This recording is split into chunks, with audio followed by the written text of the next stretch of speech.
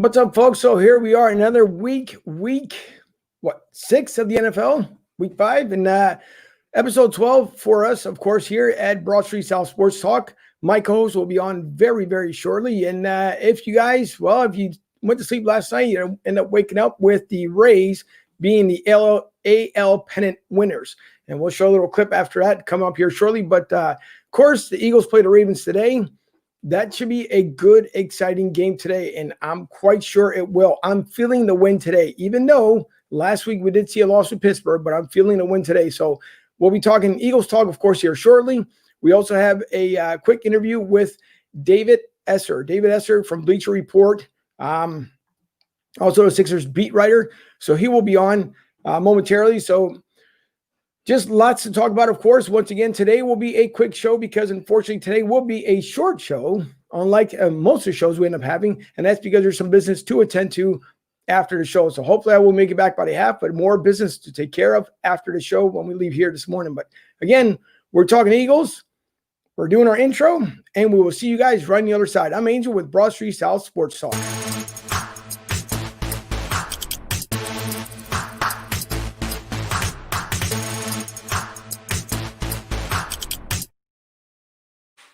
And, of course, without further ado, the man himself, Mike Fuji.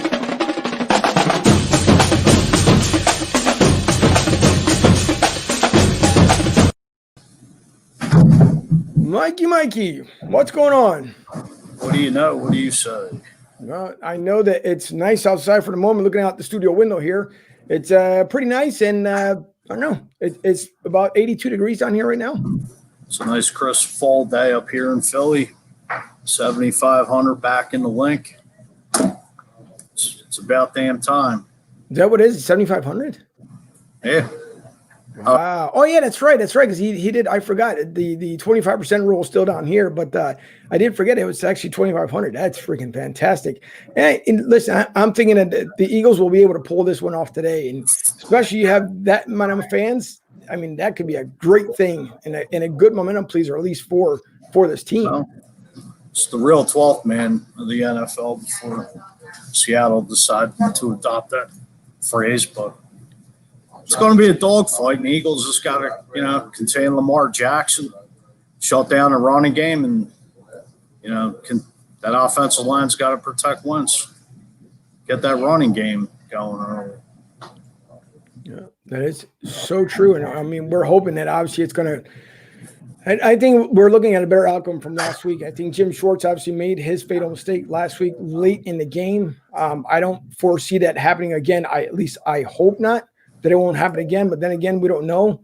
We'll see. The one thing that I will share with I'm kind of doing a little throwback here. If this works correctly again, live, things do happen. And by the way, folks, to let you know as well, if you guys are watching this show and you can't see it for some odd reason, Facebook has been having issues with the stream quality. So in case you guys can't see it live, refresh your page and you should be able to see us live. So in case you can't see us live, refresh on the link, whether it's YouTube or Twitter and or Facebook, and then everything should come back on and be just fine. So there's one thing before we get into everything else here, Mikey, and this is kind of like the way I'm feeling here. In the words of this one infamous guy, this is kind of like the way I'm feeling. It comes up. Practice. We sitting here, I'm supposed to be the franchise player, and we're in here talking about practice. I mean, listen, we're talking about practice. Not a game. We're talking about practice. The way I'm feeling it, it's one of those things that we keep hearing that practice every week gets better and better. Practice.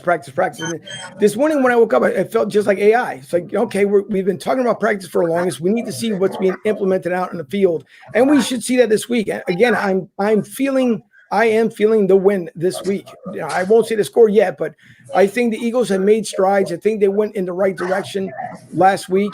Even though the game we ended up with a loss, Eagles ended up with a loss, but I think they made strides last week. I think Carson had probably his best game of the year so far. I'm feeling him to have an explosive game. I haven't said that all season long, but I got a funny feeling today's going to be an explosive game. Well, I mean, the offense has gotten better, but, you give up season high 38 points last week on the defensive side. No, probably got the worst linebacking core in the NFL. I don't know how Nate Geary has a job, but it's the Eagles just got to contain Lamar Jackson. The tight ends of every team that they played since the Rams has been killing them. They just can't seem to cover the tight end. And the end around's killing them. If you watch going back from the Rams game, they do that end around. And look at Chase Claypool. I love the kid coming out of Notre Dame. I was hoping the Eagles would draft him. But 4 touchdowns, I mean, you make adjustments, which Schwartz hasn't been able to do. And he just, I don't know if he's just arrogant. Sounds like an old guy we used to know with clock management. Just wouldn't make adjustments at halftime. He's a solid defensive coordinator, but, this wide 9 stuff is just, and on top of that, do they really have the personnel for this team? I mean, we touched on that interview with Dave the other night. This team does miss Malcolm Jenkins in the secondary. It's not brought to the forefront like it should be, but, you're talking about a perennial multiple Pro Bowler that, was the, heart and soul of that defense. You got other guys like Cox. You got Brandon Graham. Imagine if Slay and Jenkins played back there, but guess it wasn't meant to be. So I think it's a big time loss, and it's really hasn't been addressed. I mean, Rodney McLeod's solid, but he ain't no Malcolm Jenkins. And saw the interview that Schwartz played the other day. He said Howie and Doug make that decision about the personnel, but I think I did send you the other day that Schwartz did want a couple guys out of the draft. The one linebacker that was rated pretty high. I forget his name, but Howie's just reaching. And to me, like I said, the guy just can't draft. He's probably had more misses than hits. If you go back to the mid 2012 or whatever, I hold Howie accountable for a good amount. It's just might not even be the scheme. It's just the personnel is just, you got one of the highest paid defensive lines in football. Slay's probably a top 5 D-back that's one of the highest paid. But this team, ever since like Andy Reid, just never believes in linebackers. They let Trotter walk. They let a guy like Sean Barber go. Like, they just don't want to pay anybody. You call Michael Kendricks over the years. You let Jordan Hicks walk to Arizona. Nigel Bradham, they never re-signed, which they could use over some bum like Nate Geary, but still, it's a weak. The weakest link is the linebacking core. All right, which we did see that obviously Nate Geary, he was cut this week, and the article you sent me, which is pretty interesting. If it being true, I think Howie has way too much control over this team. If it's true that he's not talking to their coaches and he's not allowing them to find out who's playing up until Wednesday, sometimes up until Saturday, that's not good.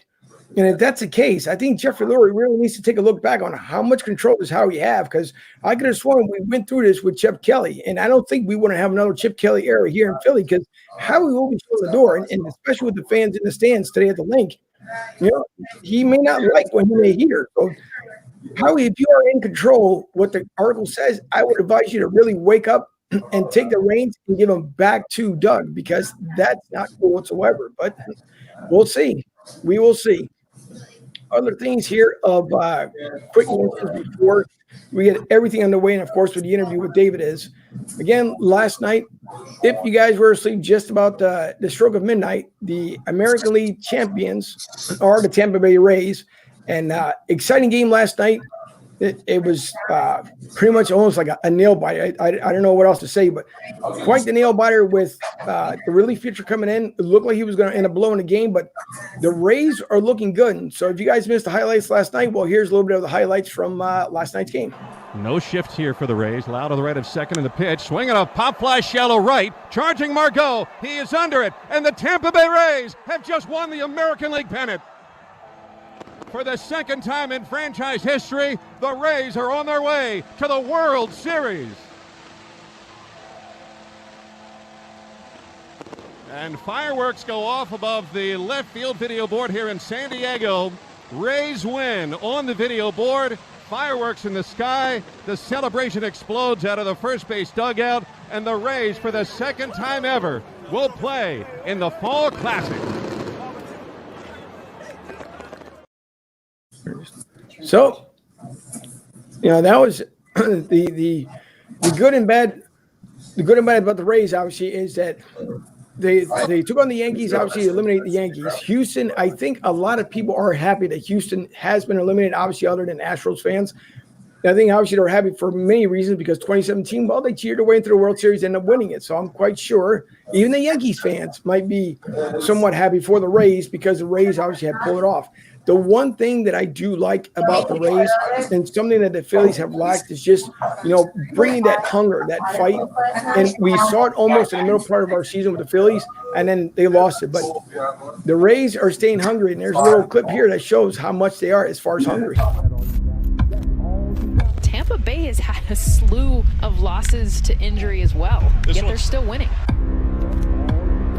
Everybody contributes on this club. That's all you got? I'm about 3 years late to the Rays bandwagon. To go ahead, ask. Is that all you got? No.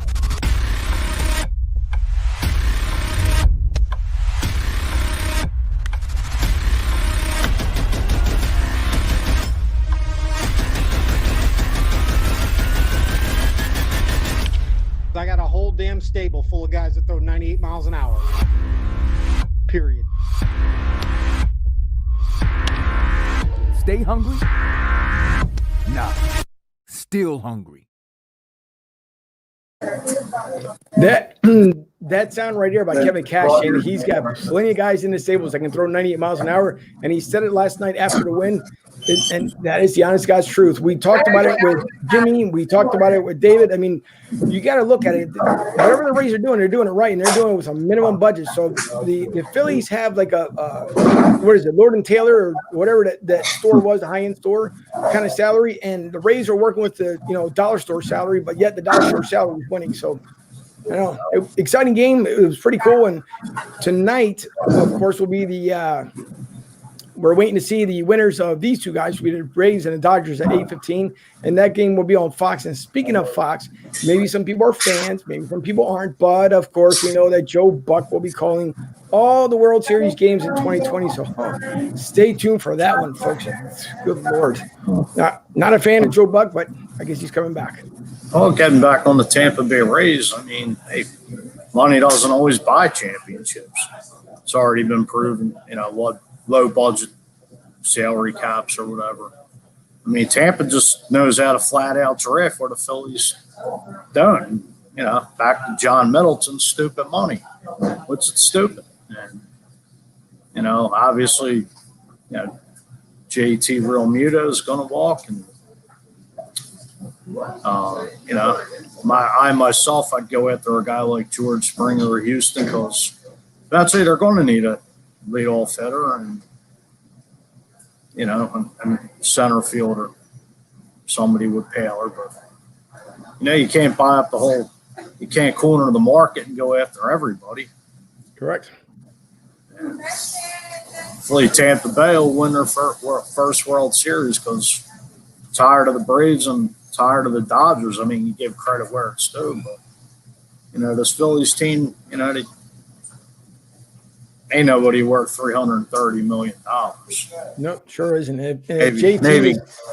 If JT is looking for $200 million, we talked about it earlier with the interview that he's probably not even worth it either. And apparently the Phillies are thinking they're eyeing the White Sox right now. Their catcher saying that he may be just a good product that the Phillies may need, and basically get him on the cheap. Oh, I'd rather go out and re-sign D.D. Gregorius because the guy was solid. He played every game. And, he was a great contributor to this offense.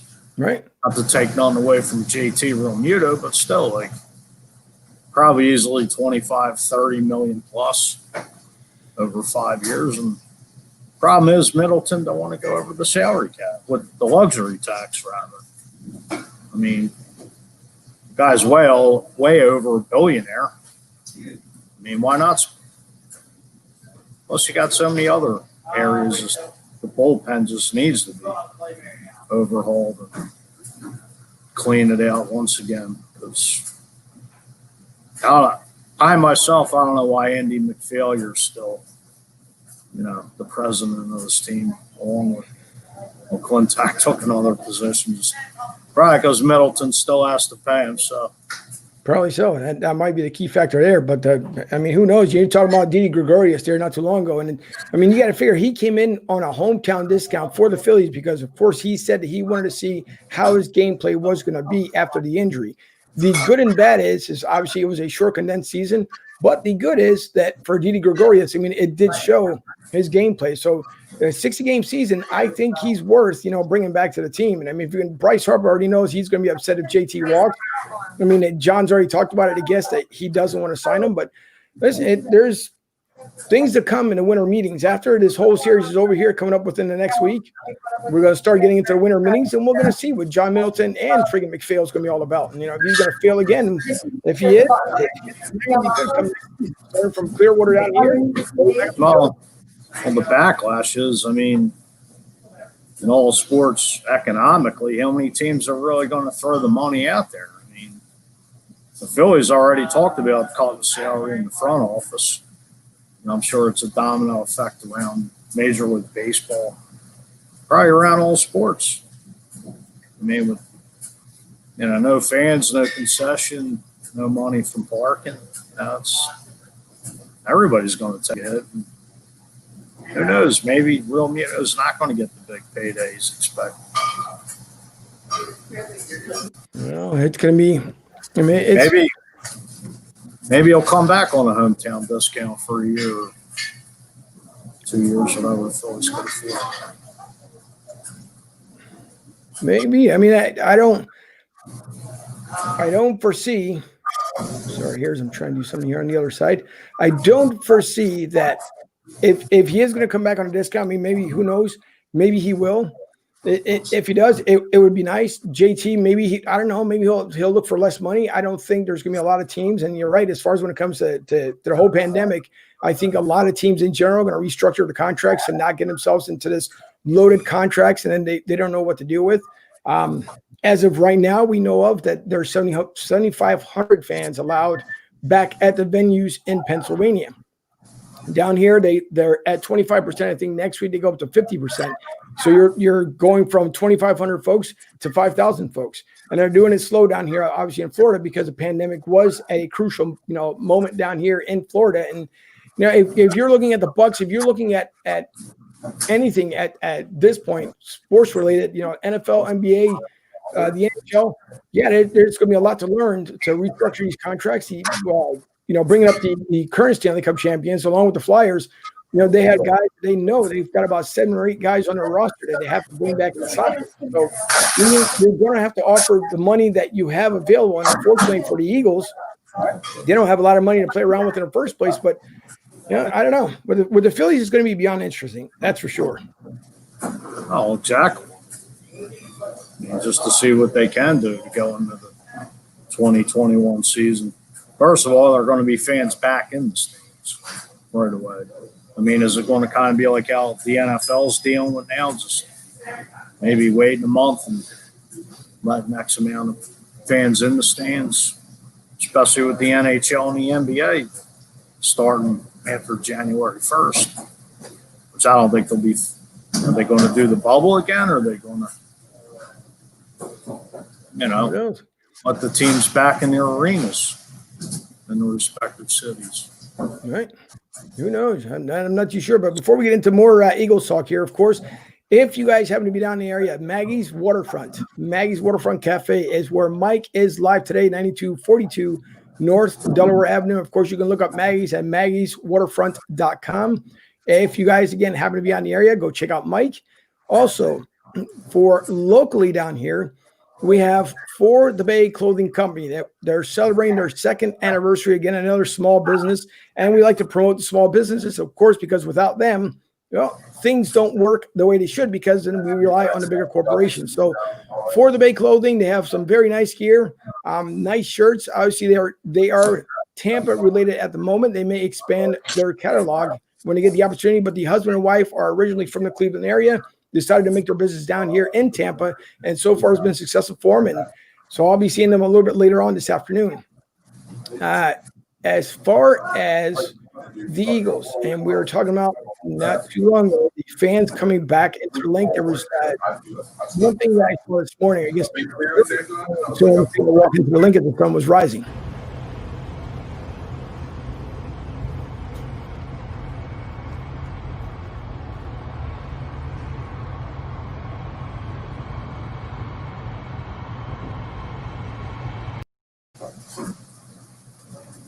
I mean, it's good to see at least that, there's going to be fans there. I think Doug talked about it, and there's a clip about him. He had liked that at least the fans that made it from Philly up to Pittsburgh, that it was encouraging for the team. I think it ended up helping them out. I think for this game, especially with the Ravens, and the Ravens are also having a slow start as well. But I think for this game especially, you need energy at the link. You need something to get this team motivated. So I'm going to throw in here real quick. Doug talking about the fans coming back to the link. I mean, I'm excited. I'm happy. I'm so glad for this day to be here. To have fans in our stands, and to feel the energy of the crowd, even a small crowd, right? I mean, it was really good in Pittsburgh to have the fans there, and just to see them, to come out of the tunnel and to see people in our bleachers. It's going to be exciting.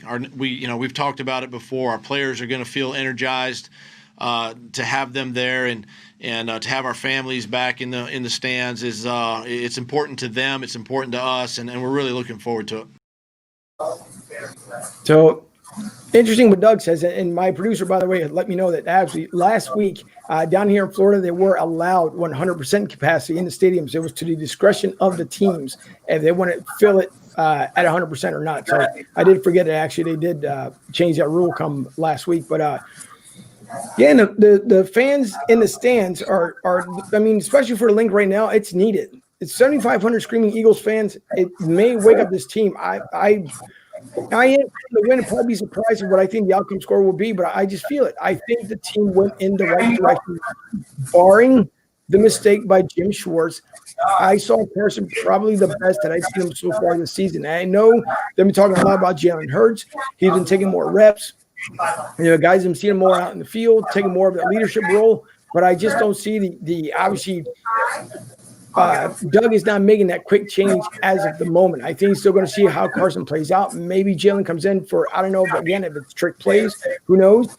But I know that he probably got more reps than he's had since training. So maybe because, again, the condensed version of the training camp, maybe that's why Jalen Hurts is getting more reps.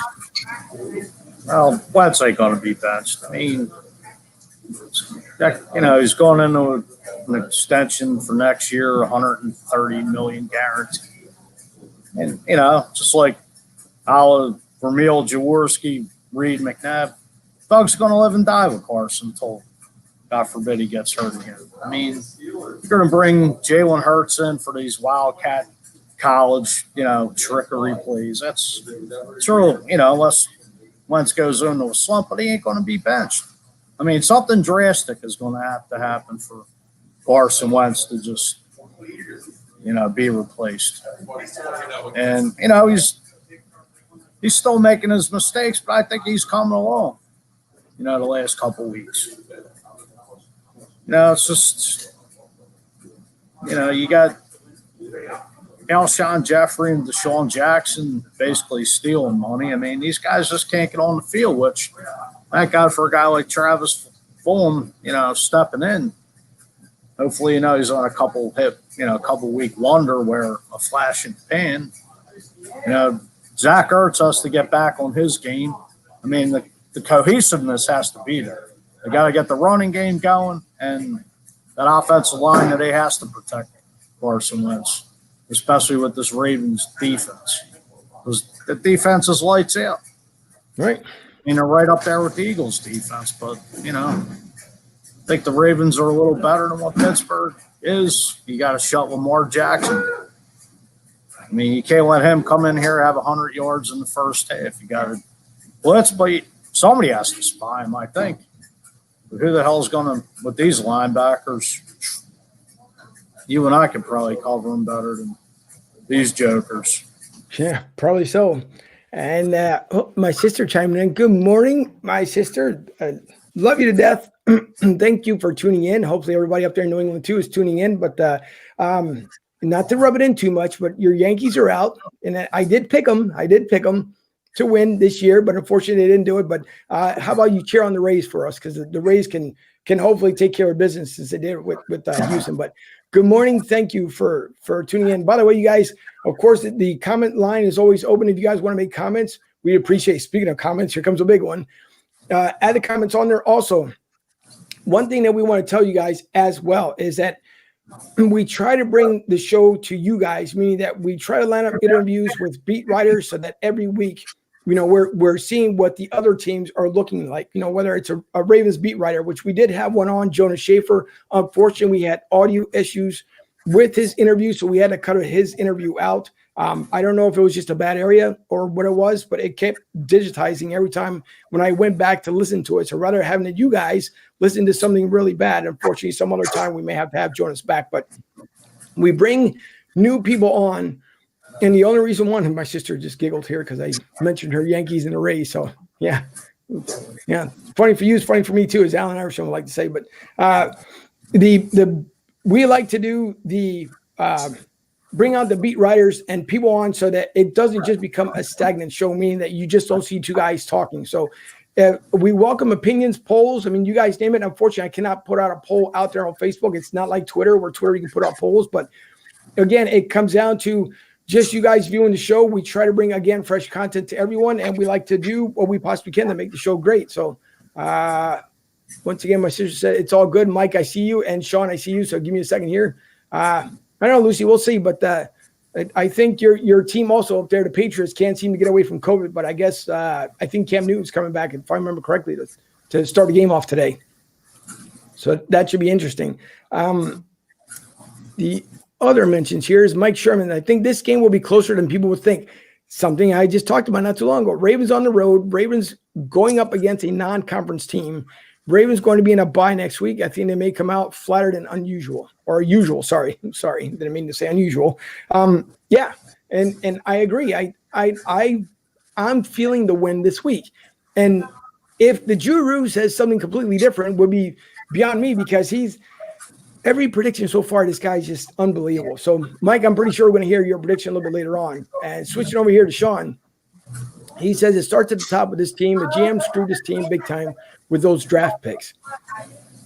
Yeah, but you make the best of what you have. Also, if we're going to talk about draft picks, take a look at Travis versus CeeDee Lamb.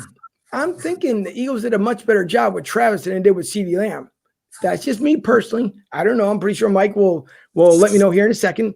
But the other comment is that every time I see other receivers making plays, it pisses me off. And I'm quite sure, Sean, a lot of people are with you as well, because it's the honest to God's truth. It's, we're seeing a fresh core wide receivers with this team. I mean, Hightower, again, Rager, Fulgham is playing lights out for the moment. And according to Carson Wentz, he said that even though he knows he's getting to be one of the top receivers in the NFL, the attitude hasn't changed. That he remains the same, just, work guy, loyal, and doing the best that he possibly can. But the CeeDee Lamb, Mike, I would have begged to differ. Okay. The Eagles shot themselves in the foot last year winning the division. Why? Because they probably could have been in the place to draft CeeDee Lamb and not Jalen Rager. Not to take none away from them, but for whatever reason, this team just likes small receivers, small D-backs. I don't know why, but I mean, CeeDee Lamb's having a solid year. I mean, it's a hell of an arsenal, Dallas has. I hate to say it, but it's true. But look at Justin Jefferson's been on fire the last couple of weeks. Now you draft these guys that are just injury prone. Howie don't know how to draft. Let's go back. Marcus Smith, 2014 or 2015. I mean, the list goes on and on. Like, you're lucky you got Derek Barnett, Nate Geary, and that's basically it from the 2017 season. Rasul Douglas is in Carolina playing lights out. Sidney Jones. Like, you hit on a home run. Hopefully, Travis isn't, like I said, a flash in the pan. Right. No, but I mean, we know that all these, these players obviously are doing better for the other teams. And obviously, I'm not taking anything away from CeeDee Lamb by any means. I'm not taking anything away from him. But I think overall, I think Travis will work out a lot better CeeDee Lamb. That's just, again, my own opinion. Me personally, I think Travis will do a lot better. I think he's more focus driven. He doesn't have that humongous spotlight like you have out there in Jerry Jones' world, where everything is all about Jerry Jones and everything else. And I got a funny feeling too. And today's what, October 18th. And mark my words, CeeDee Lamb will have the same contract dispute as their goofy little running back that isn't doing jack for them, and they paid him all that money, because it's coming, folks. You watch. The way things fall out in Dallas, always with the Cowgirls, some drama always has to happen. But in the meantime, and I hope that Dak is recovering in his home. That was a gruesome injury that he ended up having. I know he had successful surgery, but I got a funny feeling that you watch, as soon as that little goofy CBA is over with CeeDee Lamb, watch how it's all going to become about him. But again, we'll see.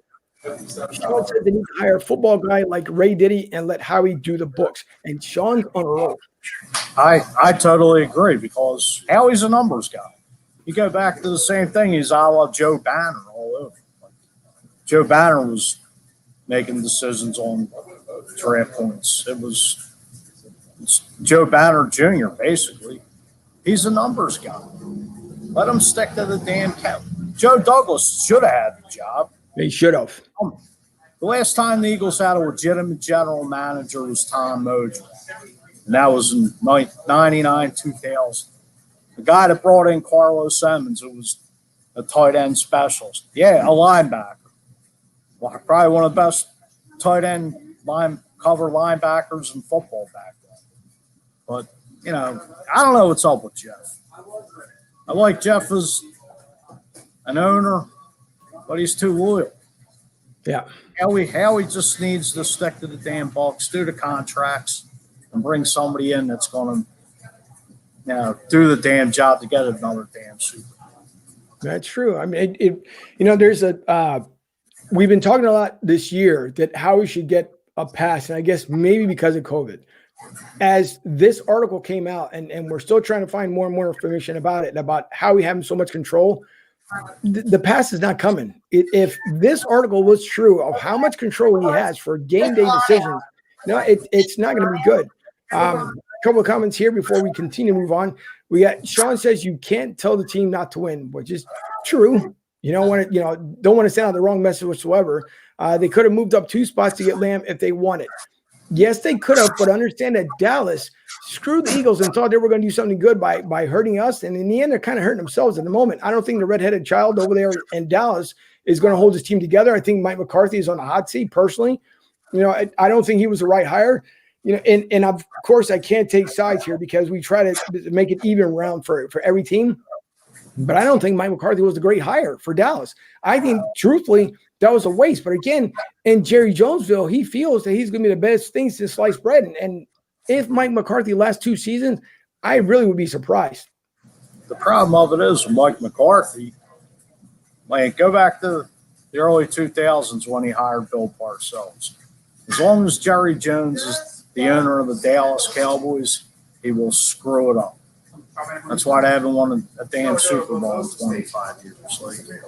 The man's too hands-on, just like the guy down in D.C. Another guy that's too hands-on. As long as these two jokers own these teams, they will shoot themselves in the foot. guaranteed. But like I said, the Eagles winning the division last year probably could have been in that spot and could have drafted CD. I myself would have traded up to get him, but I mean, Howie could have 1 million picks, and I'd say probably mess up about 3/4 of them. Right. He just can't draft. I'm sorry. I mean, everybody's entitled to their opinion. Anybody, please comment. But I mean, we've had this conversation. It's on Sports Talk every day. Yeah. And it's just frustrating as an Eagles fan because honestly, you could probably bring somebody in off the street that could do a damn job. Yeah, he brought us the Super Bowl, but I give him all the credit for what the NFL is. What have you done for me lately? That's 4 years ago. Yeah, that's so true. And before I forget, also, just kind of unrelated note here, but if for anyone having a birthday today, happy birthday to them. And the only reason why I say it, because again, yesterday was my cousin Pablo's birthday. So a huge Eagles fan that lives out there in New England. So huge Eagles fan out there. And we appreciate the support out there from New England as well. He watched so happy birthday, cuz. I appreciate you watching. And Sean says that maybe we aren't coaching these guys right. And that I can't take that away from Sean because we've seen it's been a slow start, even though the tempo, according to, Doug, is supposed to be fast start, but it hasn't. Carson this week was talking with Dave Spadaro, and he was saying that even the start that he expected this year is not, where they are right now. And there's still plenty of time left. Obviously, you can, I think in this division, you can have 5 wins and win a division. So, I mean, there's plenty of time left for the Eagles to get this turned around, and they could get it. I mean, they come to bye week. The second half of the schedule will be the only thing that I got to say that may hinder them a little bit because there's a lot of late games for the second half of the season. I mean, you got a 1 o'clock game today, 8:20 game on Thursday. You got the bye week, and then all that crazy scheduling comes on after that. But who knows? I mean, Sean, maybe on point here, and Mike Sherman, he says as bad as the Eagles are right now, they could still win the division. Even crazier is that they could win the division 6-9-1. Check out the schedules for the rest of the way for Dallas, Eagles, Giants, and a college football team in DC. Yes, DCU, Mike. That's who they are. It's DCU. But yeah, Mike is right. Well, Sean, getting back to Sean's point, it is true. Like they, for some reason, I don't know if it's these guys don't fit the scheme or what, but I don't think they know how to draft. And you're paying all these scouts, all this big money to draft, but I don't know. Let's just say this: Doug don't have full control. I'm sorry. Going back to Mike Rowe last year being fired, where Doug was like, "Oh yeah, he's going to be brought back and stuff." And what happens? They turn around and fire him, which they said Doug was pissed. Right. Doug didn't hire Jim Schwartz. Howie hired Jim Schwartz before Doug was hired, if you go back to 2016. And like I said, Sean, the Eagles haven't prioritized the linebackers since the early 2000s, maybe a little later. Jeremiah Trotter, Mike Caldwell, Sean Barber. You draft bums like Barry Gardner and go out and get LeVon Kirkland. It's a joke. I don't mean to go off, but it's just. No, but it is true, and Sean just said it's true as well. He doesn't agree with that Doug has much input either. And before that, he said at the linebackers, do we prioritize that position? No. Nope, and that's true. We don't prioritize that. There's a lot of things at Eagles right now on the priority list. Well, I won't say the Eagles on Howie's list. For some reason, that isn't a major priority. And I'll agree with you, Mike, as far as saying that, he's not, he doesn't know how to draft. And it's been showing the last 2 seasons he doesn't know how to draft. So, but the problem is, who do we get in here to fix it if there's anyone available? And or if you're going to give to Howie, do we now give the chance to Doug and maybe let Doug add more input on this offseason to see, obviously, what the holes that need to be filled, who do we have, and what guys we need to get rid of? Yes, we know that Malcolm Jenkins is, he's missed here in Philly. But we can't go on the if, ands, buts, or anything else. I mean, he's gone. There's nothing else we can do about it. It means that everyone else has got to step up. This crew, this core of defenders that we have, this defense team, They need to step up. It's the next man mentality. And yes, even though Malcolm is doing good things down in New Orleans, we still need to figure out what's going to take for us to get another Malcolm in here, whether it be in the draft, whether it be in free agency. I mean, who knows at this point? Well, like I said, Howie has to go, point blank. I mean, it's, why do you have to go out and trade for a Darius Slay? Yeah, it was a great pickup, but you gave up 2 draft picks. That just shows you can't draft. You can't draft receivers. Why did they go out and sign Alshon Jeffrey to 1 year? Again, you can't draft. They can hit on linemen. They pay linemen and they play the corners. They won't pay linebackers. It's the same damn philosophy as the 2000s. Excuse my language. Howie just fires me up to no end. If I could slap him at the link, I would. He's getting Sean fired up as well because he said, remember they let the Axeman go, then he brought him back, right? Well, they realized they made a mistake, they brought him back. Let's go back to that season. Right. They got rid of Jeremiah Trotter because he stormed in Andy Reid's office and asked for a new contract. That's why he got cut and went to Washington. He went to the Redskins. He tore his ACL, and the Eagles brought him back on the cheap. So that's why they got Trotter back in 2004. Yeah, that's true. Sean says it can't win signing free agents. And no, they can, but again, it's going to be there's a small window, a very small window for the Eagles this season to be able to make any roster moves on a much needed, offensive line, defensive line. And I'm going to go back to Jason Peters here because so you have one, of course, the offensive lineman decided to restructure his contract. So JP could end up getting the left tackle position. Well, you end up getting injured. And what good did that do you? So, I thank Jason Peters for everything he's done with this team, but his time's up as well. There should be no reason for the Eagles to brought him back. Now you got Jordan Mailata, who obviously is doing an exceptional job there on the left side, and we're still in debate, whether we're going to allow JP to come back or not. And it comes down to this goofy loyalty sometimes that the Eagles have, and there's no reason why you can't keep Jordan there. I mean, no offense, Jason, it's done. It's over. Take your millions right off into the sunset with a horse. I don't know, whatever you want to do, and call it a day because there's no reason for you to be around. You're injury prone. I mean, the Rays said they got a stable of stallions over there that can throw 100 miles an hour. I think we got a stallion of Walkers and Kings in our group here because that's all it seems like. So I don't know. There's things that need to happen. Whether it's going to happen by the trade deadline, who knows? And Sean says the key word is cheap. And yeah, that's exactly what they're trying to do. They're trying to do everything on the cheap. You can't knock down a player and even if you find someone in free agency and you're going to have to pay them, what are you going to have to also see what holes can you fill? And if you're going to sign them, let's just say you find a free agent out there and you're going to sign them for $20 million and see what the other needs are as well. Don't just sign a one key player. You got to spread the money around, but at the same time, listen to your head coach, your OC, your defensive coordinator, and find out what's needed. But again, I think it was too much control with Howie. I would say with free agents, it's 50-50. I mean, Nnamdi Asomugha, they overpaid. You go through the years. You mean the dream team that was considered a dream team back then? Yeah, but how he threw the damn money out like he was playing fantasy football. Let's face it.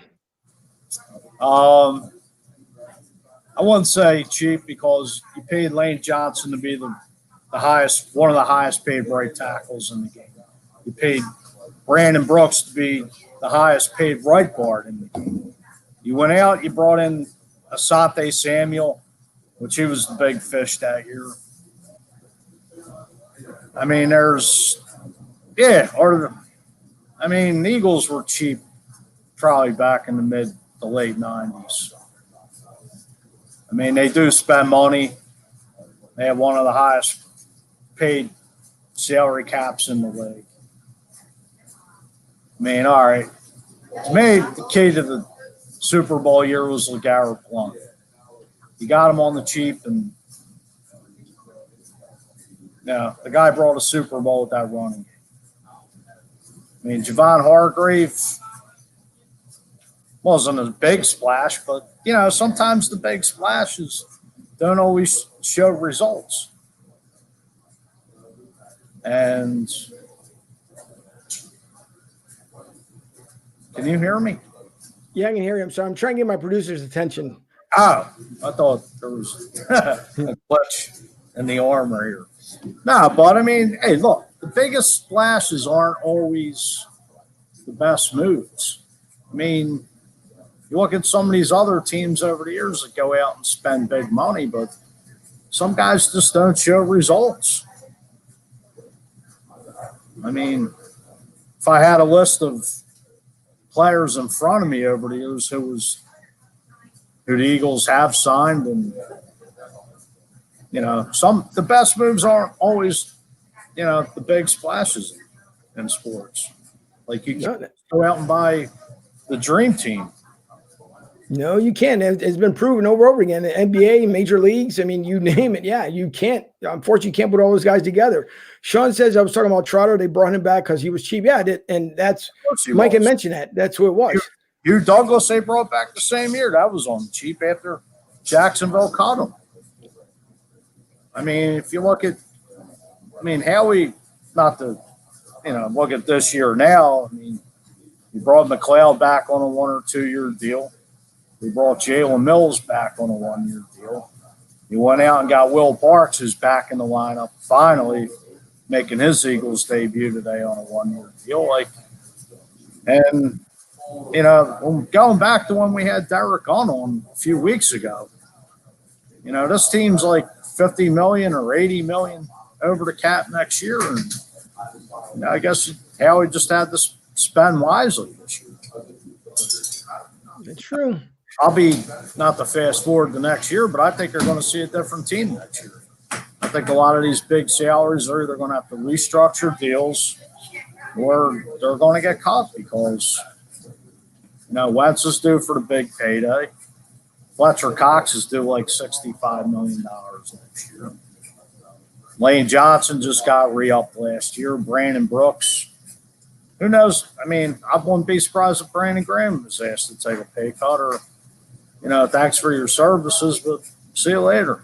And I think, I think with Brandon Graham, I think you're right. He would take the pay cut. I don't think he wants to retire as an Eagle, and I don't see why he couldn't stay here as an Eagle. But I think Brandon Graham would take a pay cut. If he knows there's someone they can bring in that's actually going to make and help moves here in Philly, I could definitely see Brandon Graham not have a problem with that whatsoever.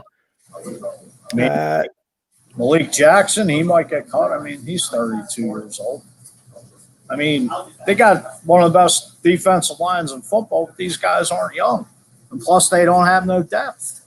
That's another problem where it comes to the draft. Like, you got no depth for guys to plug in the following year. All right, Josh Sweat, he's coming into his own. But yeah, there's a lot to swallow. There's a lot of things that are going to happen. And again, it's going to make it interesting for the offseason. But Tom here says that maybe even a new head coach next year. Don't think that's going to happen. I mean, I don't see it. I'm not putting 1,000% blame on Doug. Yeah, he's got a lot of faults this year, but I don't see them getting rid of Doug. If anything, I think Jeffrey will talk to him first before he does to Howie, which is insane. I believe that Howie should get to talk first before Doug. But, who knows? Mike says that once Breeze, Brady, and Rodgers retire, then there will be a shift in power in the NFC. It's all about progression of the young core of quarterbacks. Seattle, check. Rams, check. Eagles, yeah, true. So true. So, I don't know. It's going to be, I think, in offseason. I think if the Eagles can get someone before the trade deadline, at least to shake up whether it be in the O-line or defensive line, I think it would at least get these guys, back in the right direction. And again, not to bring up, obviously, I guess, or for Malcolm, yeah, he's gone, but it's time for, Darius Slay, Jalen Mills, all these guys. You have to step up. You just have to. And that includes Jim Schwartz. I mean, your players can only do so much what your defense coordinator says. And it's time for Jim to step up as well. You got to take that loss from last week, throw it away, start anew. And as freaking Iverson said, we're talking about practice here now. Now we're talking about the real game. So If you missed the very beginning, I ran the Allen Iverson, we're talking about practice because that's the way I felt this morning. All we've been doing is hearing about practice. We're talking about practice. And then, we got to move on with what goes on next. The good thing is that we don't have to do this fake nonsense because there is going to be 7,500 fans in the stadium, so we don't have to pull out the sign and the cardboard cutout. So that should be good. Along with this week as well, if you guys are down in the Tampa area and want to watch the game because you can't see it locally, head on down to Tampa Joe's, and down there you will see, of course, the famous Eagles fan club, Philly of the South, run by Mike Klein.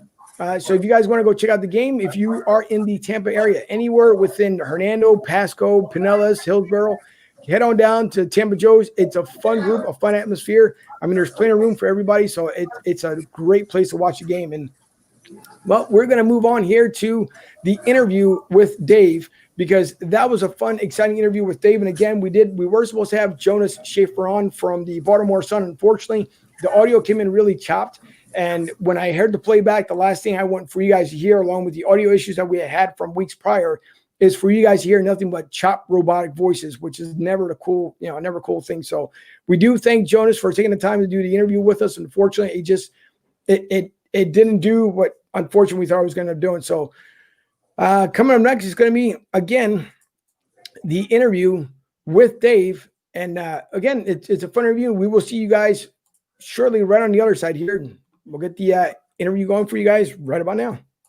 Of course, we try to bring on as many valuable guests as possible to help us out. Not only if obviously you talk to Eagles, but if we have any breaking Sixers or Phillies talk, we try to get at least insiders that know a little bit more and/or beat writers, people in the know, so that it can make just experience a little bit better even for the fans. And this week, if I can quickly bring on this screen on the side, number 2 here. Here we go. So we have this week as our guest, we have David Esser.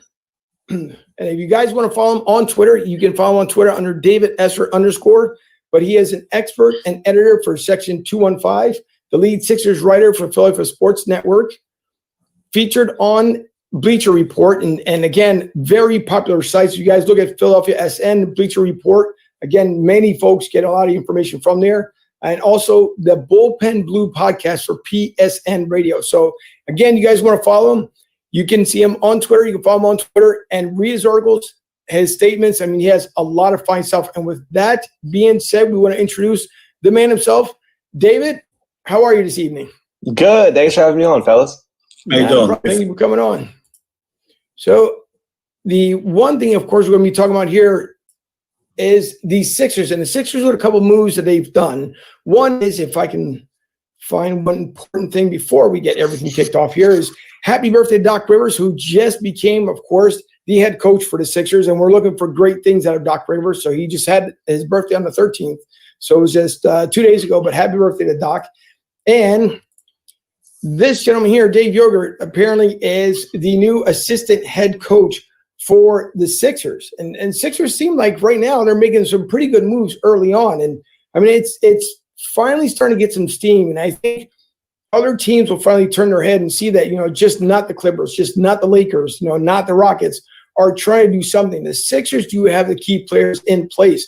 Now it's just putting the key management players in place, like Doc, like Dave. And so I'd like to get your insight if you between the two hires, was it a good move by the Sixers?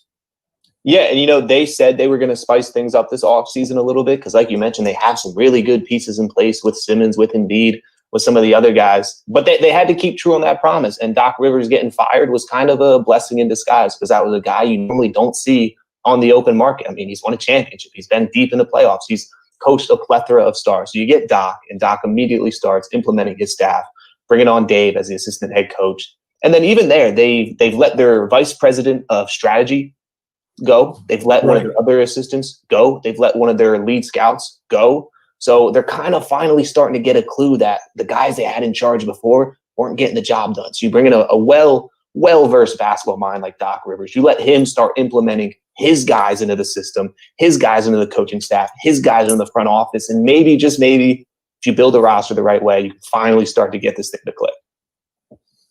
I think so. I mean, the Sixers have been, I mean, you figure what 3 years in a row now have been the number one selling NBA team as far as ticket sales. And that goes to show, at least for some of the fans, I mean, we've seen it where they moved all the fans from the top levels when it was like basically cheap seats down to the lower level, and then blacked out the second and third level to make it seem like it was a packed house. So the Sixers have seen, at least the fans and the Sixers themselves have seen the bad years, and we're hoping that all those years are dead behind the Sixers for the most part. I guess still see some of Coangelo's, I guess, people that are there, and hopefully they start getting weeded out as well. But I like it. I think the moves that Doc is doing, I think what the Sixers are finally doing, it's time to compete with these teams. I mean, there's no reason why we can't be the next Toronto Raptors. I mean, you pick someone like Nick Nurse that just came out of nowhere. You hire him, and he wins a championship the first year around. I mean, granted, this year, of course, he falls short, but I can't see why we finally can't get over the hump and even just beating Boston Celtics out of the first round. So I'm liking the hires. Yeah, and you mentioned the Colangelo guys because there's still a few of them in the front office. At least from what I've heard, what I'm hearing within is that a lot of these guys are going to get phased out. And essentially what that means is they're not going to get blatantly fired. They're not going to lose their jobs, but their influence in the front office is going to start to disappear. These guys aren't going to be able to talk over Doc Rivers in meetings. It's just not going to happen. If they land a guy like a Daryl Morey or whoever, they're not going to be able to talk over them anymore. And I think that's an important step in the right direction where they're finally realizing that, again, the basketball minds that they had in place were not getting the job done at the slightest. Dave, can you see Doc Rivers having final say on the roster along with Elton Brand? I don't know about final say, but he definitely has a say. It's really hard for me to believe that Elton Brand's going to tell the Doc Rivers no at any point in the next couple of weeks. Whether it's trading away Al Horford or picking up a certain bench piece or drafting this guy in the draft, Doc's going to get a pretty darn big say, where in the past someone like Brett Brown didn't. Could you see them bringing in maybe a third basketball mind? Potentially. I've heard rumors of them looking to bring in someone underneath Elton Brand. It's hard to me to envision a scenario where you get someone well-respected in that role, because I don't think many people want to work below Elton Brand. You definitely could get another voice in there. Regarding the Daryl Morey president stuff, that's kind of a pipe dream. But I definitely think they bring in at least one more mind below Elton Brand. Could you actually see them possibly dumping salary like Al Horford or Tobias Harris? Tobias Harris, no. I think he's going to stick around. They made him the highest paid 76er of all time. I don't think you can give up on that 1 year into his contract. I don't think anybody wants his contract. Al Horford, right. I would be shocked if he starts the season as a 76er. No, I'm right there with you. Mike, you said before, and of course, it's the rumored time of the year. We all know it around every part of the league right now. But, Mike, you had a rumor earlier, something about maybe a possible trade for Embiid. Yeah, something in Houston expressing something that was tweeted out in Houston that they might have interest in Joel Embiid. Didn't specify for who or what, but just something probably just a rumor floating around. Like you said, this time of year, you're going to hear, all kinds of stuff going on. Yeah, well, interesting enough, since we're talking about Houston here, you got Daryl Morey, who's stepping down as a general manager of Houston Rockets. And it seemed like earlier today when the news came across the wire, it was, I think, surprising to a lot of people he decided to step down because he's done a lot of good things with a lot of different teams. And, for obvious reasons. With Houston, it seemed like they were on the verge of getting closer to getting at least an NBA title. And that, of course, for them as well, came up short this year as well. So Daryl Morey is, to me, David, is a good – I think that would be a good fit here again in Philadelphia if the Sixers want to pursue him. How much do you think the Sixers could pursue someone like him? I mean, it would be a great fit. Like, forget about good fit. He would be a fantastic fit. He knows how to run a basketball team. When it comes to Daryl Morey, he's a blank check kind of guy. If you want him in Philadelphia, Joshua Harris and the rest of the ownership crew, they got to get together and they got to splash some serious money on him. And they have to give him a president title. You can't make him a general manager. You can't make him work next to Elton Brand. You got to give him the president of basketball operations title and say, hey, look, Daryl, this is your basketball team. We got you two really good players in Simmons and Embiid. We got you a good head coach in Doc Rivers. Figure that thing out. Whether the Sixers are serious about going after him hard, only time will tell. Who knows what it's going to look like over the next couple of days? Who knows what Daryl Morey even wants to do with his basketball career? You know, him stepping down, maybe he's looking at retirement. You know, maybe he wants to be part owner of a team. You don't really know. If I had a say in it, you give that man as much money as he wants and you ride that thing. Right. Yeah, I have to agree because, I mean, it's, again, and you're right. Who knows if he decides he wants to just step away from it all and take a year off. But, yeah, if I'm the Sixers, I think I'm bringing him down. You know, you probably don't have to buy him the finest steak in Philadelphia. Just get him a cheesesteak and say, hey, look, here's what we're looking for. You know, we're not looking for something, you know, packed of excitement. We're looking for that next ring because the last time we've seen an NBA championship around here was 1983, if I remember correctly. That's correct. It's been many years since the last time we saw something like that. So I hope they can do the best job they can. Another thing today, and of course, switching over to the Phillies here, one we'll get to JT in a second, but Jim Jackson, which, you know, love and behold, of course, because the NBC Sports Philly and NBC all together because of they're using the COVID pandemic as the excuse for ratings and people not hanging around. But Jim Jackson announced today on Twitter that the Phillies stated to him that they no longer needed his services. And you know, we feel bad. Obviously, he's going to stay with the Flyers, which is a great thing, at least for now, unless something else happens. But Jim Jackson, just a voice alone, is going to be missed by the Phillies. At least I think as a fan, you know, to me, it's a shame. But again, we saw Derek Gunn being let go by NBC Sports. So, you know, all these good names and all these great voices and all these, you know, good broadcasters we've seen slowly but surely are starting to get cut. But I don't know how you feel about Jim Jackson, but to me, it's going to hurt the Phillies. Yeah, and I mean, and Greg Murphy was another name who was let go. That was announced earlier in the season. And, you know, obviously it's a huge shame. These are guys who have done incredible work for all sorts of teams in the Philadelphia area. But it's really a precedent for, I think, how specifically the Phillies are looking at the offseason. They're gonna milk out the revenue loss pretty hard. And if you think that's gonna stop with cutting, you know, non-team related staff, you're living a fantasy land. I think you're gonna see them look to cut payroll, look to spend less in the offseason, you know, look to not re-sign JT Realmuto, and you're gonna see this kind of team-wide mindset of we need to cut money back because of the revenue loss, which, you know, whatever. I don't run their books. I don't know how bad it truly is. I only know what they're saying it is. But I think you're going to see that bleed into a lot more than just the radio announcers. Talking about the front office, I did read something about a week and a half ago that the Phillies were going to cut payroll, you know, in the front office. And I guess as far as employees underneath them, just to save money, like you said, you know, all these teams losing money with revenue with the pandemic and stuff. Yeah, I mean, John Middleton went on the radio right after he reassigned Matt Klentak, and he didn't really pull any punches. He said they're looking to cut payroll both on the team and even with, you know, team related staff who aren't actually baseball players. So that's concerning if you're looking at a team trying to make that next step in the offseason. Oh yeah, I figured Phillies are I believe the third highest paid team as far as in the major leagues. You got the Yankees that are first, and I forgot someone's at Phillies and I forget who's in second, or just about neck and neck as far as payroll. I think so. Yeah, I think you are right. So I mean, the pandemic showed obviously its ugly head as far as with sports all the way around. I mean, the NBA especially, but when it comes to, I mean, all sports all together, the NFL is probably the only one that's going to be saved somewhat, even though it's still starting with like a few amount of fans. But it's still nothing like obviously what we've seen in years past. And you know, it is what it is, I guess, when it comes to the pandemic. But the other thing as well, as you brought up, JT, is according to MLB.com's Todd Zalecki, that Realmuto was looking for that massive $200 million deal contract. And, you know, whether he'll get it from the Phillies and from John Middleton, you just, you know, said it not so long ago, it sounds like that's something that's not in his best interest.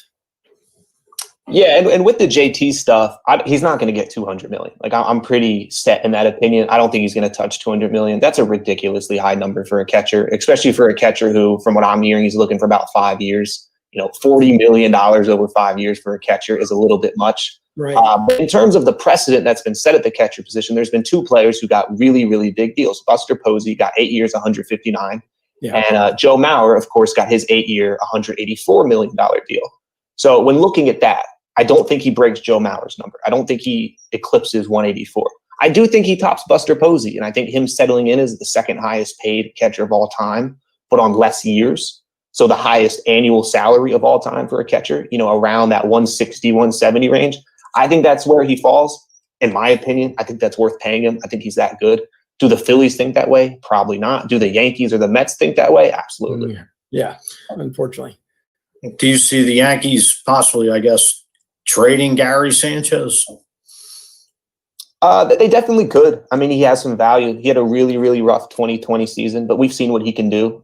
If they were to trade him, I'm not sure if the Phillies would be one of the first teams to call them. The Phillies don't have a lot in their farm system in terms of tradable talent. But yeah, if they sign JT for, $170, $180 million, you would have to assume they move off Gary Sanchez. Yeah, right. I would think so too. And speaking of Gary Sanchez and the Yankees, of course, we've seen the Rays right now are tied up 3-3 in the eighth here. But I thought, and I'm not a Yankees fan by any means whatsoever. My sister is. I got family members who are up there in New England, and they're Yankees fans. I picked them this year actually to win the American League, and surprisingly, the Rays took them out. Granted, the Rays, of course, finished out with the best record in baseball on the American League side, but kind of shocking that the Rays actually moved on. And you talk about a team with a minimum payroll and getting the job done. Phillies should learn something from the Rays. They should hire some of their people to come work for the Phillies if they were smart. Yeah, exactly. That they definitely should. But coming over here to as far as when the Eagles, Fletcher Cox says that Jalen Hurts is taking his role very seriously this week, playing Lamar Jackson in practice, Eagles and defense. And of course, Lamar Jackson starting this, kind of a slow season, almost the same identical look that he had last year before he went into MVP mode. And of course, getting into the playoffs and losing to the Titans. But Jalen Hurts was, and we talked about it a little bit off air here, but a very surprise pick for the Eagles. And now we're seeing more and more, of course, him being incorporated like Taysom Hill from New Orleans. So if he's getting more reps in here this week, my feeling is he's, obviously Carson Wentz showed better signs of improvement from last week's game. But I'm wondering, is there more trick plays then coming up for Jalen Hurts? I mean, there might be. At some point, you got to kind of force him on the field to justify the second round pick. From my perspective, in my opinion, I don't like the trick plays. I really don't like them. Right. Carson, as you mentioned, has looked pretty good the last 2 weeks. According to PFF, he's actually been a top 5 quarterback in terms of their rating scale the last 2 weeks. He's making throws. He's making plays. The problem is not Carson Wentz. He was a problem the first couple of weeks. He's not the problem anymore. I don't like the idea of taking the ball out of his hands. If you can keep working Jalen in and maybe get a little bit of explosiveness, okay, whatever. Is it going to be the difference between the team, getting blown out by Baltimore or beating Baltimore? I mean, probably not. I can agree with that. I mean, you go back to the trick plays of, probably maybe less than 10 years ago with the Wildcat. Mm-hmm. When Andy Reid inserted it here, it really didn't work. When they had Donovan and Michael Vick was the backup after they signed Michael Vick in 2009 or whatever. But, the trick plays do work in New Orleans. And to me, Jalen Hurts really probably has a lot more upside than Taysom Hill. So I can totally agree with you there. Yeah, I think he definitely does. And Zach Ertz is here, and we're talking about guys, of course, with a kind of a slow start. Zach Ertz, apparently he says he's not worried about his slow start. He's more worried about getting the wins. And, of course, he also knows, too, he's coming up on a contract year. So there's a lot of things that are weighing on Zach Ertz. And I don't know if maybe the combination of both is maybe getting to Zach Ertz, but we haven't seen him like we've seen, obviously, in years past. Dallas Goedert, of course, was getting more reps than Zach Ertz. Now, of course, Dallas Goedert being hurt, Zach Ertz now has a more viable role. But you're also looking at Travis Fulgham, which we'll talk about here in a second, that's kind of taking away the little limelight, and I guess maybe even the pressure off of Zach Ertz. So interesting what Zach Ertz says today, and I feel bad for the guy because it is a slow start, but we know Zach Ertz will bounce back.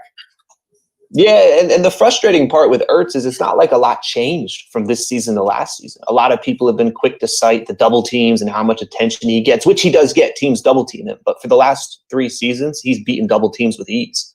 I mean, he was such a crucial part of this team down the stretch last year. He was getting double, triple teamed. Teams were throwing whatever they could at Zach Ertz, and him and Carson were dialing on all cylinders. So you look at here in 2020, Dallas Goedert goes down, like, all right, Ertz, you're the guy again. You're the number 1 tight end. There's no question. We don't have a lot of receivers. We need you to step up. And he's been completely, he's been a ghost out on the field. You haven't seen him at all. Right. You kind of have to Big time. Big time. I mean, he's not even a factor out there. You go back to what you mentioned with the contract stuff, where you really, if you start connecting the dots, you have to think that it's a mental thing at the moment, that he knows his future in Philly's limited. He knows he's not playing up to his contract. He knows he's not getting a big payday. So I don't know if he's trying as hard as he could be out there. It's so true. And it's kind of ironic as far as on the slow starts as well. You got D-Jack and Alshon Jeffries coming back on the practice field again. We saw that apparently Deshaun Jackson last week was also on the practice field, but there wasn't much going on. This year, according to everyone under the sun, Deshaun Jackson was supposed to be in the best condition of his life. He was healthy. He was 1,000% better than he was last year. And we go into week 1 and we see old Deshaun. Is Deshaun at this point more of a liability for the Eagles? And is it time just to let him go and just keep Travis Fulgham as the starting wide receiver? Because I don't see the point of bringing any of these two guys right now. We got Jonathan Hightower, doing well, Jalen Reagor doing well. And so why not just keep the young receivers in there? Yeah, I mean, what are we doing with Alshon and Deshaun? What's the long-term goal? You're not winning the Super Bowl this year. You might not even make the playoffs this year. They're not going to be on the team next year. They're going to get cut. 99.999% sure they're going to get cut in the offseason. So, why even throw them out there? You have John Hightower, who's starting to learn the ropes. Greg Ward's doing his thing. Travis Fulgham looks like an enigma. Jalen Reagor is going to come off IR eventually. You know what you have in him. Give those guys the reps. Give those guys the snaps. Because those are the guys who are going to be playing with Carson Wentz the next 3-4 seasons. Not Alshon, not Deshaun. Right. Well, even Quez Watkins might be suiting up this week from what I've been reading the last couple of days. Yeah, I'd love to see him get some targets once in a while too. Yeah. I mean, he's supposed to be forget what round he was drafted in, but I know he has a lot of upside and speed, just like John Hightower. Yeah, they're similar players. Hightower was a 5th-round pick. Quez was a 6th-round pick, but they're both burners. They got speed. Right. And if you got the speed, we can teach you everything else. Exactly. Yeah. That's been a big talk this week as well. I mean, you look at, whether it's being ESPN, NFL, Chad Ochocinco, Chad Johnson, he put out a tweet earlier that morning or that afternoon, I think, or actually the following day. And he was saying it was something where for Travis to keep his foot on their effing neck, because he needs to remain as a starter. And it's also been referenced too that Travis has been pretty much considered like Randy Moss. And he's got Randy Moss-like numbers when Randy Moss first got to start with Minnesota. So I think for me, it's kind of like a no-brainer. You leave him in there. So, but again, we've seen with the Eagles, almost like the Phillies, it's almost like, no, we believe in the veterans. We're going to keep the veterans in there. We know they're going to get better.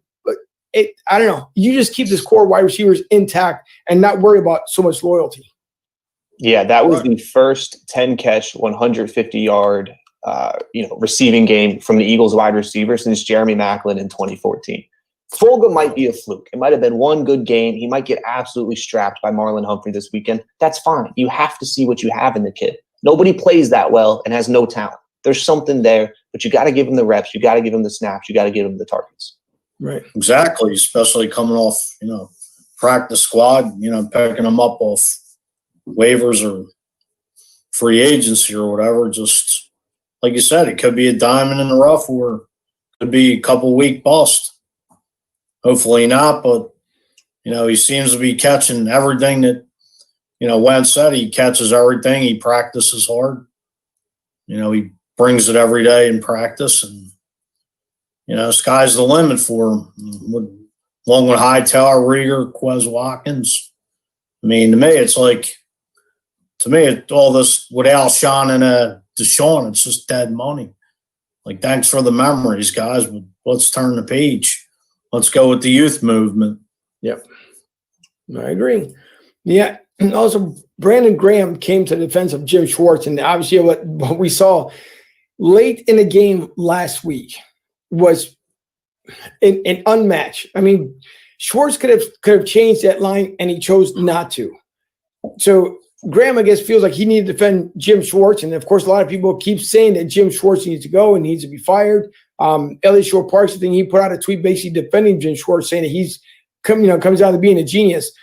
it's been 50-50 a lot with Jim Schwartz, especially coming this season. And I don't know if he really needs to be defended, but he's just not making the right moves, and especially late in the game last week in the fourth quarter where the Eagles at least could have eventually – we were looking at a 2-point difference, and then they blow it. And so I don't know much Jim knows it, as far as being a defensive coach anymore, or if it's just one of those things that it completely slipped his mind and decided not to change out the safeties. Yeah, and you can look at individual points in games where he fails and where he's successful, but I think Elliott actually has a fairly good point. Schwartz is a good defensive coordinator. Is he the best? Is he perfect? No, but he's a good defensive coordinator. At the end of the year, his numbers always tend to average out in the right direction. So I don't think firing Schwartz, tomorrow saves his team in any way. There's still a lot of problems with the team. With that said, this is one of the highest paid defenses in all of football. They have the highest paid defensive line. They've done everything in their power to get Jim Schwartz weapons. Because the last couple of years, you could make the argument that he didn't have very good players. He's got some good players this year, and we're 1-3-1. And that's not all on the defense. It's not all on Schwartz. But if you get to the end of the season, and you go, you only win 3 or 4 games and you have a bottom half defense, you can start making that question and saying, hey, Jim, we've given you pieces. We've given you weapons. Guys like Rasul Douglas are playing well. Guys like Sidney Jones are playing well. Guys that didn't fit your system because he's got a very rigid system. You got to be a certain type of player to fit his system. If you get to that point, then yeah, I think you explore moving on from Schwartz. Don't think that's the right call right now. I think you give him a couple more weeks. But again, if we finish out the season as one of the worst teams in the NFL and Schwartz had a bad year, yeah, you start looking at that. Well, the Eagles are third in sacks in the league with 17 or 18. Now, a lot of people don't bring this up, but I think the leadership of Malcolm Jenkins plays a big part too on this defense. I know, you got guys like McLeod and Mills, but they weren't playmakers like Malcolm Jenkins, where I think they're, besides the linebackers, they're being, can't think of the word, exposed, without Malcolm's presence.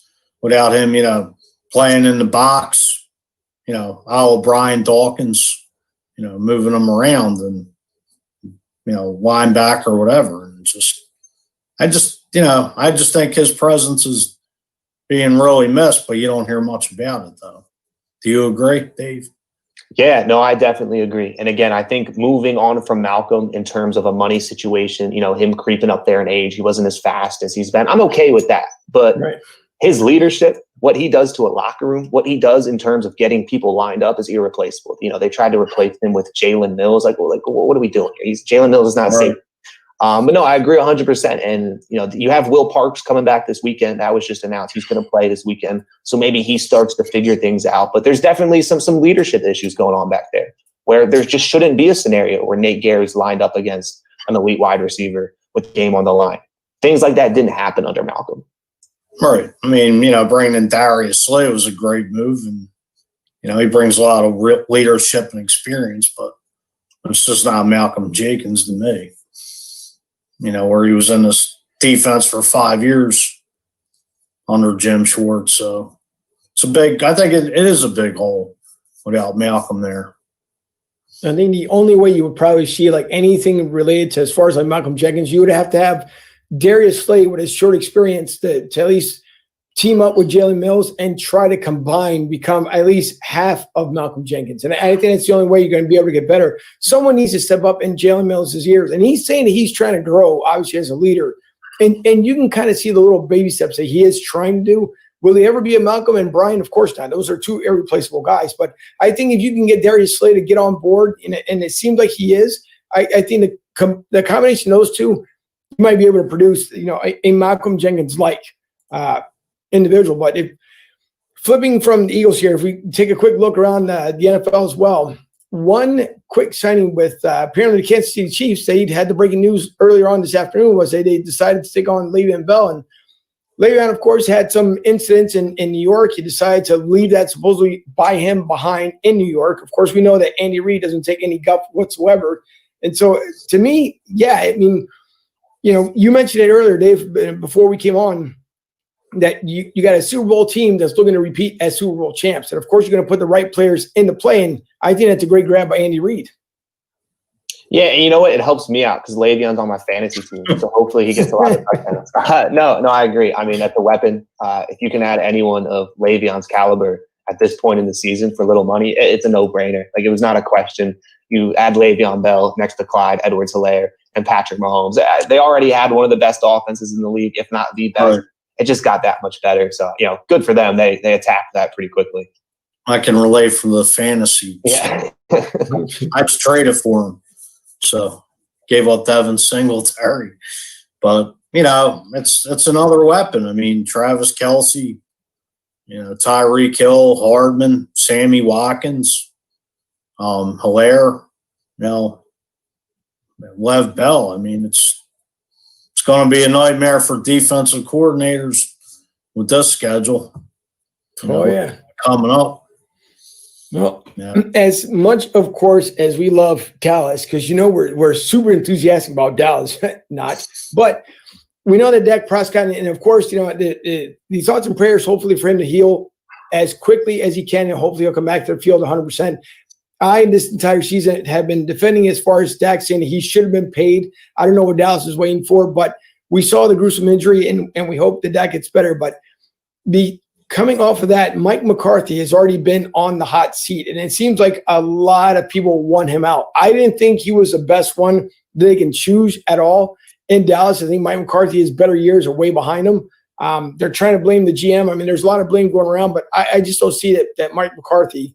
And good for us, because obviously we can stay at this point, with 5 wins in the NFC East and still winning, because the Giants and DCU are not going to get it done. So, we might as well get the job done. But I'm pretty sure if Jerry Jones, I understand he's loyal. He's not the smartest guy in the world either, but he's loyal, and he's probably going to keep Mike McCarthy, because it would be like an absolute joke if he let go of Mike McCarthy go at this point of the season. Yeah, they're not going to fire him. But, there's some red flags going on in Dallas. Even when Dak was healthy, they weren't winning football games. And part of that you can blame on McCarthy. Part of that you can blame on, some of the veterans there. But you have to look at the roster decisions. They made some weird moves this offseason. I mean, they drafted CeeDee Lamb when they really didn't need CeeDee Lamb. CeeDee Lamb is amazing. He's an incredible football player. But they should have went defense with that pick. And they tried to get cute. They tried to screw over the Eagles. And now they're paying for it because they have one of the worst defenses in all of football. Right. They signed some big names, couple veterans they brought in, and defense just doesn't seem to be panning out there. I know they released Brandon Carr, the one starting cornerback, about a week and a half ago. The only thing I could say from my perspective is I think Andy Dalton could carry this offense. I mean, I know he had some good years in Cincinnati and he had some bad years, but honestly, in the offseason, I was hoping the Eagles would have went after Andy Dalton, just in case with Wentz's health and stuff. But, I mean, they got him for like maybe $7-8 million. So, I mean, I hope I'm wrong, but I think he could turn that offense around. I mean, they're not feeding Zeke the ball. I don't even think Zeke went over 100 yards already. Yeah, I was going to say, I actually agree to an extent. Prescott's obviously better than Dalton, but I think with Dalton, it forces them to run the ball a little bit more. Right. It forces them to be a little more careful with the football. And I think he totally gets them to, 7-8 wins by the end of the year. I agree. I do too. And then one last thing I'll leave you with here is that the Flyers, on a quick note, they signed a 1-year deal with Eric Gustafson from the Chicago Blackhawks. So the 1 year, $3 million, if I remember correctly. And he's 28 years old. So he's young, at least in hockey years. He's still young. So he's got great legs. He did well for the Blackhawks. So that should be interesting for the Flyers, of course. And they're still kind of putting this team together. But I think that one little piece, and they need 2 or 3 more. But they're looking to make a run for the Stanley Cup next year, because it was an amazing year what they had this year. It came up short against the Islanders, but I think the Flyers can compete with the Tampa Bay Lightning, the defending champs right now, to at least become a Stanley Cup final contestant, if anything else. But good move by the Flyers. But Dave, we thank you for taking the time with us and coming on tonight. We'd love to have you back on. Whenever you want to come back on, you let us know. But we appreciate you coming on with us and at least sharing a lot of your knowledge with us tonight. Yeah, thanks, fellas. Thanks so much for having me on. I had a good time. You're welcome. Not a problem. All right, everyone, hang on, because after this, we'll be talking more Eagles talk. All right, back on live here, and we thank David for taking the time. We know that he's busy as far as in college and trying to take care of business on his end. So we do appreciate David Esser for coming on. Again, if you guys want to follow him on Twitter, you want to look for him on Twitter, it's David Esser _ on Twitter. So we appreciate him coming on. We had a fun conversation pre and post the interview. So good guy. So you guys want to look him up, by all means, look him up. And again, our apologies to Jonas Schaefer from the Baltimore Sun. The audio just came in really bad, and so we apologize for not having him on. A couple of things, of course, I mentioned was that, we talked about as far as the Zach Ertz situation of him having a slow start, and there's a quick clip here of Zach even talking about himself as far as saying why he feels it's been a slow start, but that he feels he's going to come back. I'm trying to do everything I can. Carson trying to do everything he can. At the end of the day, to win football games. It really doesn't matter how many targets I have. I've been saying this for years now. Whether I had 10 catches or 1 catch, for me, it's all about finding ways to win a football game. And those big games, those 10-catch games, they're probably going to come. But at the end of the day, we just got to find a way to win. Talked to Tony Gonzalez after my second year. He said everyone needs a routine of greatness. Whatever it is, it's that routine that will keep you consistent. It's that routine that when things are going well will keep you grounded. It's that routine when things are going terrible that will allow you to overcome the obstacle. So for me, it's all about sticking to that routine no matter what's going on, whether I'm gone 4 games in a row with 10 catches or whether I've had 15 yards in 2 games. For me, it's all about this routine, and I'm going to stick to it regardless of what's going on. Do your job. Be disciplined. You got to make sure that you rally to the ball. Because what I've seen is, he's getting hit. He's gotten hit, but it's been teams that D-line run to the ball, that linebackers, everybody's running to the ball because he's going to make somebody miss, but the next guy needs to be taking his shot once the first guy take his shot. And honestly, I think Jalen is doing a great job. He did a great job today. And watching film basically all week, giving us a look of, kind of what we'll see. Obviously it'll be, the tempo will be a little different on game day, but I think Jalen's doing a really good job at it. And, he's taking it serious. He ain't messing around with it. Especially, a guy like him, a rookie, being asked to do such a, give an example for, for our starting defense. I think he's been doing a really good job for us.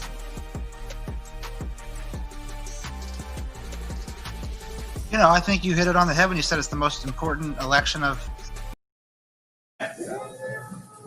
So, again, Zach Ertz is saying he's got a little bit of a slow start, but he knows he's going to bounce back. I feel that he's going to have a big game today as well, along with, with Hightower, with Rager. I know those guys haven't been mentioned. I know Alshon Jeffrey obviously is practicing. Deshaun Jackson is practicing. I don't expect much for those guys, even when they come back to even fill in the void. I don't expect much from them. Keep these core wide receivers together because they're doing a fantastic job, and I wouldn't touch it whatsoever. Jordan, of course, Mylana, we were talking about it earlier. He's excited about playing in front of the fans, at least at the link. This will be the first game, of course, for him in front of fans. So 7,500 to pick up, to at least to fill up the link today, and it should be a really good game. I think it's, for me personally, and I don't know, I could be completely wrong, and I will look like a complete idiot if it doesn't happen. For some reason, I'm feeling a 42-14 win today. Don't ask me why. It's just one of those things. I could be completely nuts, but I'm feeling a good victory. I think adding the Eagles fans to the link makes a world of difference. Oh, yeah, definitely. Like I said, it's 12th man. I've been playing in empty stadiums. Every time you watch a game, whether it's an Eagles or another NFL game, it just looks weird with no fans in the stands, especially in the end zones where used to seeing full capacity. I guess it's a start. And, maybe the Eagles will feed off the energy. Hopefully, I know the Eagles fans will bring it today. Of course, I won't be there, but it's 12th man, definitely. And what you say? What was your prediction for the score today? Yeah. Say 42. Yeah.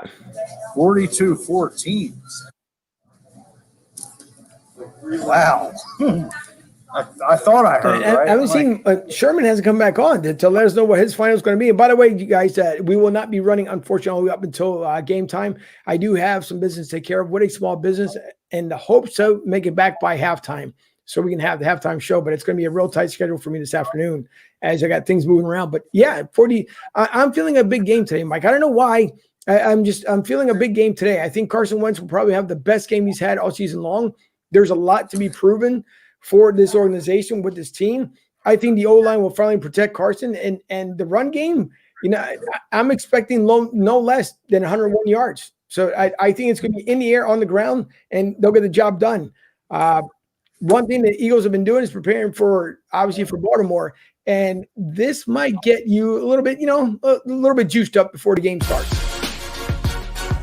Well, I'm not going to comment on his second opinion, but I will say that, he's going to be out today. We're going to give him some rest. He's kind of in that day-to-day realm right now. We're going to see where he's at later in the week. But, we'll find out, and see where he's at. He's healthy, and he is ready to go. But also, he has to practice, and he has to get integrated back into the defense on special teams. And there's that mental side of things, right? Of how much does he retain from when when he was here with us practicing back in camp. So he's another one that we'll see how the week goes, and if we feel like he can help us on defense, then there's a possibility of making a move. Yeah, I think he showed last week that there was no fluke. The big touchdown catch. The rest of it is going to be Carson Wentz talking about Travis Fulgham that we've been talking about since the beginning of the shows here. But again, a lot of things to be expected for this team. I think obviously Lamar Jackson, they will have to try to bust through that O-line. It's been pretty well intact for the Ravens this year. So we'll see if maybe we can get a couple of sacks out of, our defensive group. I think it's going to be an exciting game. Again, I'm just kind of feeling it. I wasn't feeling it before, but for some odd reason, I'm definitely feeling the win. So I don't know. Wentz said that Fulgham is a big physical guy, and he feels he's making all the right moves, all the right strides, and we will see. Two things I'll leave you guys with before we end up signing off here is one is the game day video that the Eagles put together, and I think, if anything, we can finally feel off this energy, and I think they did a correct thing with 7,500 fans come back in the stadium.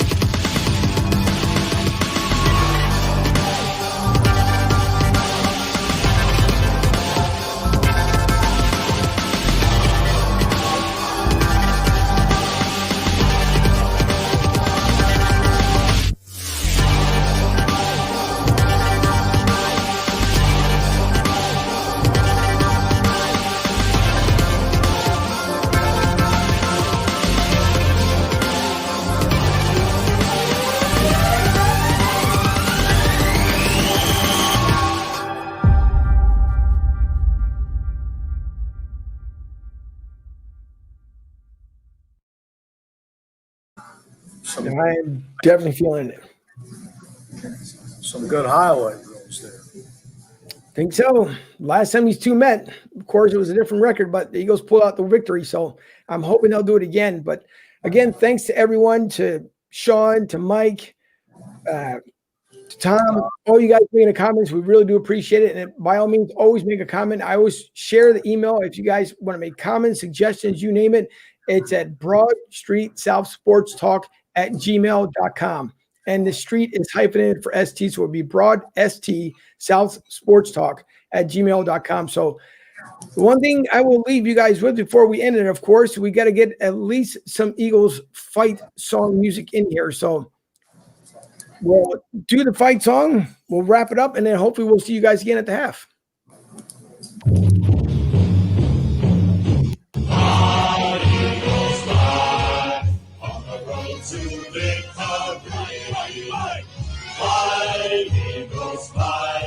Score a touchdown, 1, 2, 3. It'll go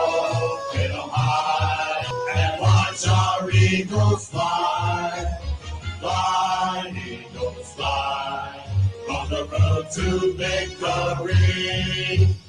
E-A-T-L-E-S, Eagles! All right, we have one more comment here before we end up signing off. Oh, there he is. Brother. Once again, he's going to bring it down a little bit, but I still believe it's going to be a high-scoring game. Mike says Ravens 19, Eagles 17. We hope that that's not the case, but I'm telling you, I feel like this is going to be an explosive game for sure. So, Mike, any final words? Eagles 26, Ravens 23. Give me a second here. Some things don't want to do what I like for it to do. Listen, we'll see. I'm feeling some excitement. I'm hoping that we'll see that Carson Wentz with his best game. I got a funny feeling in my bones that it's going to happen. So we'll see. Thanks everyone again for liking, sharing the page, getting the word out there. We really do appreciate it. For our guest again, David Esser, who came on. We appreciate him coming on as well. Of course, for my co-host, Mikey Fuji, always a pleasure, sir. We'll see if we can get back up there at the half. Again, we've got some business to take care of, so I'm hoping to get there and back. It's a lot of miles I got to cover, so hopefully we'll get back on here at the half. But, again, I'm feeling the win, 42-14. Mike, I believe, is kind of feeling the win as well, and we'll see. And Mike Sherman said there was major feed problems. I'm not too sure. I heard it from a couple of people. And, again, if you guys weren't able to see the feed, unfortunately, Facebook is having technical issues with the stream that we use. So if you guys end up, refreshing the page before we go live, or if you can't see what's going on, by all means, refresh the page. It is something that they're trying to fix. We don't know exactly what's going on. So hopefully, I don't know how many people get to view the show or not, but if you guys, before you watch the show live, refresh the Facebook page and it should work out the technical issues. So, we apologize, but unfortunately, there's certain things that we have no control over whatsoever. So, Mike, any final words? I don't know if you heard me before. It's Eagles 26, Ravens 23. EAGLES, Eagles. Let's hope. Let's hope. I'm feeling it. So let's hope.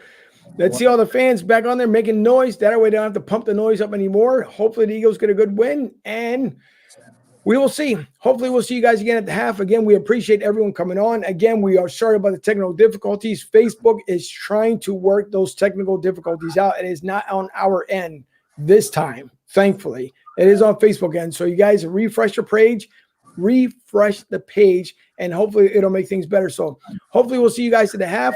Let's go, Birds. Let's get the job done. Mikey, thank you so much.